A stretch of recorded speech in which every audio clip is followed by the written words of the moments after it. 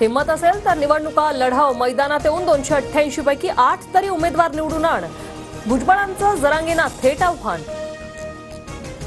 Bhujbal bogus समितीचा राष्ट्रीय अध्यक्ष. महाराष्ट्र सदन खा, मराठा आरक्षण खा. भुजबळांना फुकट खायची सवय. जरांगेंचा हल्ला बोल. कोकणातलं फणस आता उठलं, त्याला जातीमुळे वैभव मिळालं. मात्र फडणवीसांच्या नादी लागून मराठ्यांच्या अंगावर येऊ नये, अन्यथा तुमचा कार्यक्रम करू. जरांगेंचा नारायण राणेंवर निशाणा. ओबीसीतून मराठा समाजाला आरक्षण देणार नाही. सगेसोयऱ्यांना आरक्षण मिळणं शक्य नाही. 4 आयोगांनीही तसं सांगितलंय. भुजबळांचं सांगलीतल्या मेळाव्यात वक्तव्य.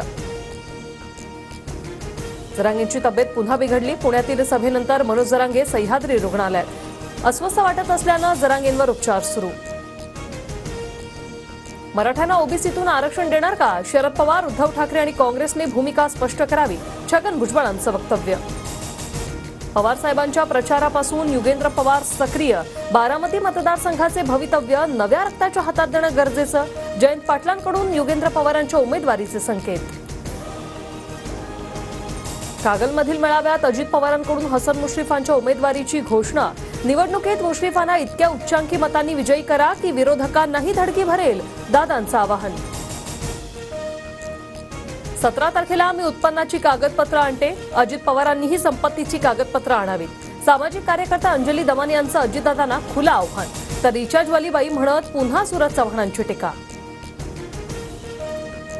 सुशीलकुमार शिंदेंनी वीज बिल माफी दिली, मात्र विलासरावांनी शेतकऱ्यांना दुप्पट बिलं दिली. उद्धव ठाकरेंकडून सरकारी योजनेचा दाखला, तर काँग्रेस पक्ष कसा हे ठाकरेंनीच सांगितलं. फडणवीसांचा टोला.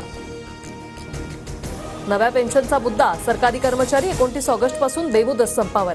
सरकारने तात्काळ नोटिफिकेशन काढण्याची मागणी.